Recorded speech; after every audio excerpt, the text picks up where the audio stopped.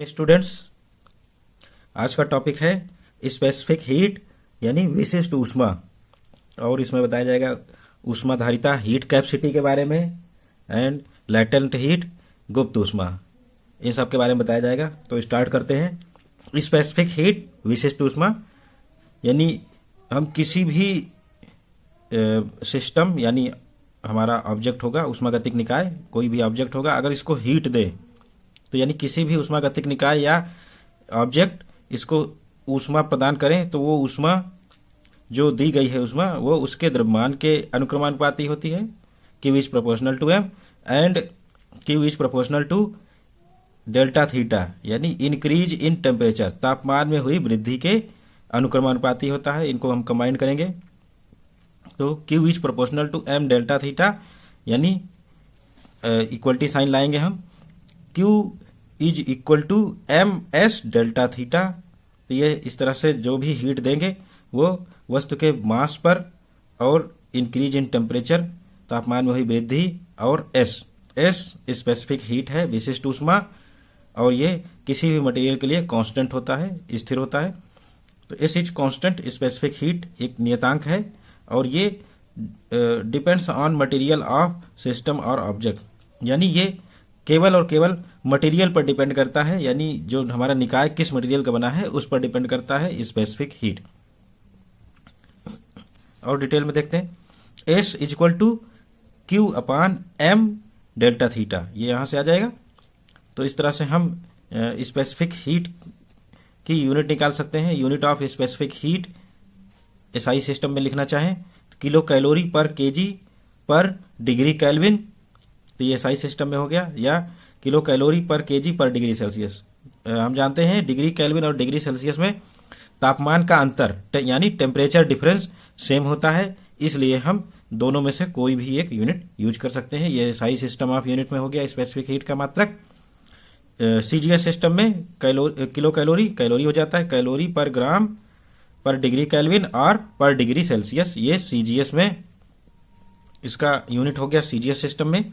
और dimensional formula निकालेंगे तो ऊष्मा का dimensional formula m l square t power -2, नीचे एम है तो एम से एम कट जाएगा, तो एल स्क्वायर टी पावर -2 और इधर से थीटा पावर -1। तो ये डायमेंशनल फार्मूला आ गया स्पेसिफिक हीट यानी विशिष्ट ऊष्मा का विमीय सूत्र।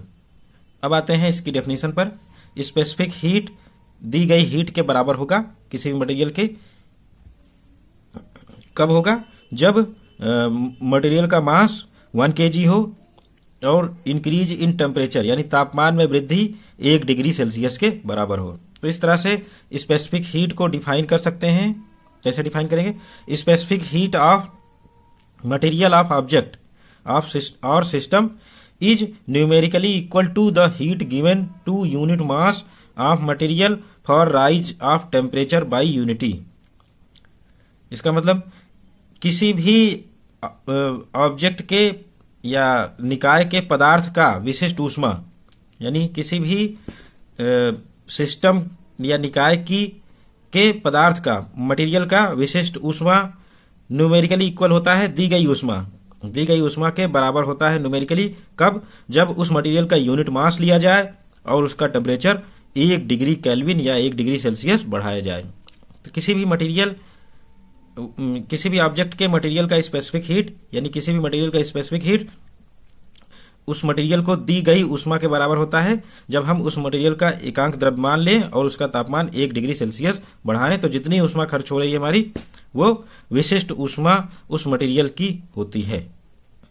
तो किसी भी मटेरियल की विशिष्ट ऊष्मा उस मटेरियल के एकांक द्रव्यमान का तापमान 1 डिग्री सेल्सियस बढ़ाने के लिए आवश्यक ऊष्मा की मात्रा के बराबर होता है, या उसी आवश्यक ऊष्मा की मात्रा को ही उसका विशिष्ट ऊष्मा स्पेसिफिक हीट कहते हैं। अब आते हैं नेक्स्ट टॉपिक, हीट कैपेसिटी ऊष्माधारिता। स्पेसिफिक हीट और हीट कैपेसिटी में जरा सा डिफरेंस होता है। स्पेसिफिक हीट मटेरियल की होती है, हीट कैपेसिटी पूरे मास की यानी पूरे द्रव्यमान की होती है। तो इस तरह से हम स्पेसिफिक ऊष्माधारिता हीट कैपेसिटी पूरे मास की होती है, तो हम इस तरह से डिफाइन कर सकते हैं heat capacity C is equal to m s specific heat में मास से मल्टीप्लाई कर दें तो हीट कैपेसिटी ऊष्माधारिता मिल जाती है। तो इस तरह से Q equal to c delta theta. तो ये प्रॉपर्टी ऑफ ऑब्जेक्ट यानी जो ऑब्जेक्ट है उसकी या ऊष्मागतिक निकाय की प्रॉपर्टी है, जबकि विशिष्ट ऊष्मा हमारे ऑब्जेक्ट के मटेरियल की प्रॉपर्टी थी। तो इसके यूनिट निकाल सकते हैं, किलो कैलोरी पर डिग्री केल्विन और पर डिग्री सेल्सियस। दोनों एसआई सिस्टम में कैलोरी पर डिग्री केल्विन और कैलोरी पर डिग्री सेल्सियस सीजीएस सिस्टम में। और इसका डायमेंशनल फार्मूला mL² T⁻², ये हो गया Q का, और थीटा से डिवाइड है टेम्परेचर डिफरेंस से, तो θ⁻⁻1। तो इस तरह से ये इसका हीट कैपेसिटी का विमीय सूत्र आ गया। ऊष्माधारिता और विशिष्ट ऊष्मा में जस्ट मास का अंतर है, मास से विशिष्ट ऊष्मा मल्टीप्लाई कर दें, हमारी हीट कैपेसिटी ऊष्माधारिता मिल जाएगी। तो इस तरह से इस ऊष्माधारिता heat capacity Q equal to C equal to Q, heat capacity C equal to Q if increase in temperature delta theta equal to 1 degree Kelvin और 1 डिग्री सेल्सियस। इस तरह से हीट कैपेसिटी डिफाइन करेंगे। Heat capacity of any object और system is numerically equal to heat supplied which increases the temperature of object by unity.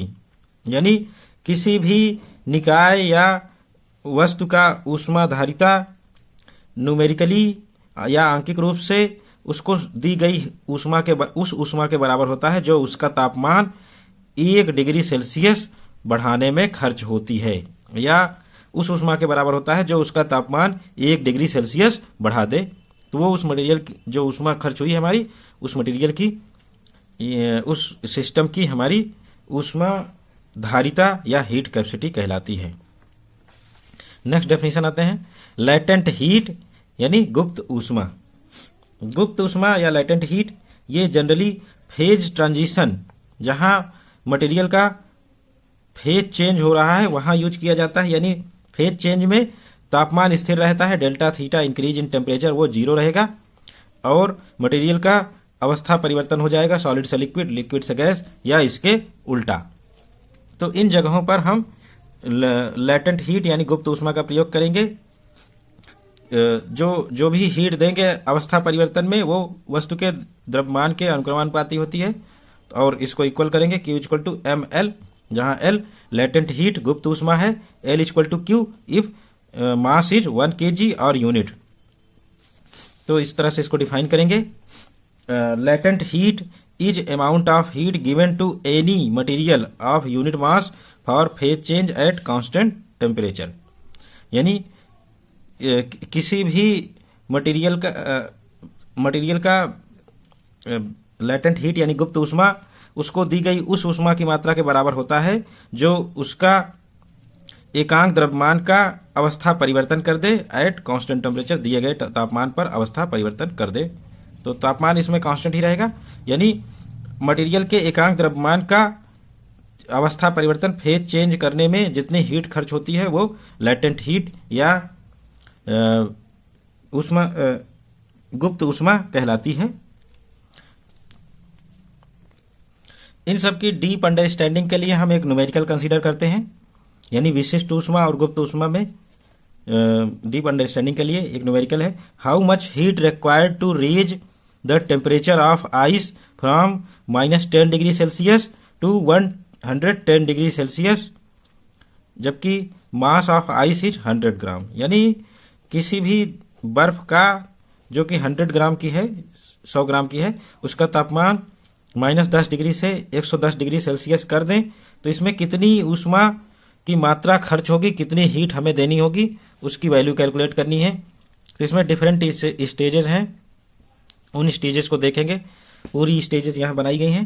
पहली stage है हम ice का टेम्परेचर -10 डिग्री से 0 डिग्री सेल्सियस बढ़ाएंगे। तो इस प्रक्रिया में तापमान इंक्रीज हो रहा है, तो हमारा जो फार्मूला यूज होगा हीट देने का Q1 equal to ms delta theta. तो ये विशिष्ट ऊष्मा का फार्मूला इसमें यूज होगा ms डेल्टा थीटा। फिर आते हैं 0 डिग्री सेल्सियस पर हमारी आइस है और इसका फेज चेंज होगा 0 डिग्री सेल्सियस के वाटर में बदलेगा और इसमें टेम्परेचर कांस्टेंट रहेगा। तो इसको दी गई हीट L के टर्म में लिखेंगे Q2 इक्वल टू mL, यानी फेज चेंज में हम गुप्त ऊष्मा का प्रयोग करेंगे। फिर इसके बाद वाटर का टेम्परेचर बढ़ाएंगे 0 डिग्री सेल्सियस से 100 डिग्री सेल्सियस तक पहुंचाएंगे। इस प्रक्रिया में टेम्परेचर इंक्रीज कर रहा है तो विशिष्ट ऊष्मा वाले फार्मूले का यूज करेंगे, ms डेल्टा थीटा, इस फार्मूले का यूज किया। फिर इसके बाद वाटर 100 डिग्री सेल्सियस पर है और इसको स्टीम में बदलना है 100 डिग्री सेल्सियस के, चेंज इन टेम्परेचर 0 हुए, फेज चेंज हुआ, इसमें लिक्विड से गैस में आ गया, स्टीम में आ गया। अब इसमें जो हीट दी जाएगी वो ml, लेटेंट हीट का फार्मूला यूज होगा, Q equal to latent heat m into l. अब स्टीम का टेम्परेचर 100 डिग्री सेल्सियस से 110 डिग्री सेल्सियस बढ़ाएंगे, तो यानी 10 डिग्री सेल्सियस हमने स्टीम का टेम्परेचर बढ़ाया, तो इसमें इंक्रीज इन टेम्परेचर हुआ, इसलिए फार्मूला लगेगा स्पेसिफिक हीट का ms डेल्टा थीटा। तो इस तरह से इतने फार्मूले हमारे डिफरेंट स्टेजेस में लगेंगे और इनकी मदद से हम टोटल हीट यानी कुल ऊष्मा का कैलकुलेशन करेंगे। तो कैलकुलेशन करते हैं।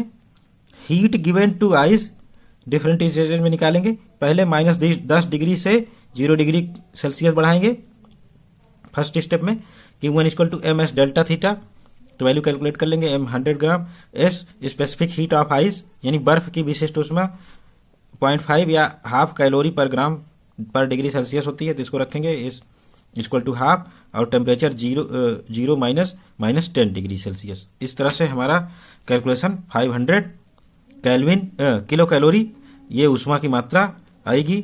फिर इसके बाद सेकेंड स्टेज में ice to water, phase change होगा, 0 डिग्री सेल्सियस के आइस में से चेंज करेंगे, 0 डिग्री सेल्सियस के वाटर में बदलेगा, और फिर इसमें जो हीट सप्लाई की जाएगी वो m into L, latent heat of ice.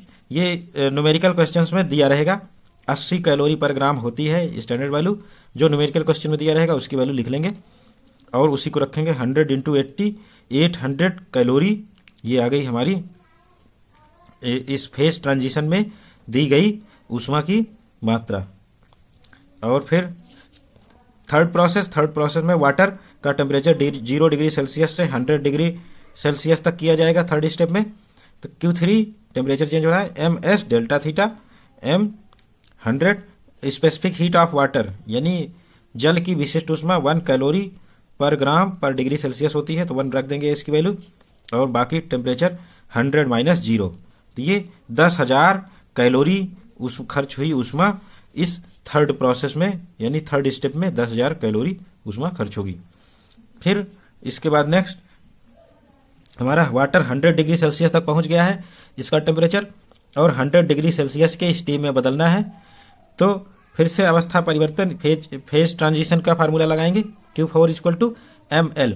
अब L लैटेंट हीट जो ली जाएगी वो स्टीम की ली जाएगी, तो स्टीम की गुप्त ऊष्मा 540 कैलोरी पर ग्राम, ये भी वैल्यू दी रहेगी। Q4 इक्वल टू m 100 और L 540, 54,000 कैलोरी ये हमारा इसमें खर्च हो गया वाटर को स्टीम बदलने में, स्टीम में। फिर नेक्स्ट स्टीम को हम 100 डिग्री सेल्सियस से 110 डिग्री सेल्सियस इसका तापमान बढ़ाएंगे, तो इसमें ms डेल्टा थीटा फार्मूला लगेगा स्पेसिफिक हीट का 100 इंटू हाफ। स्टीम की जो स्पेसिफिक हीट होती है वो लगभग हाफ होती है, थोड़ी सी कम होती है, तो इसको लिख लेंगे और कैलकुलेशन करेंगे, तो हमारा जो रिजल्ट आएगा वो 500 कैलोरी आ गया।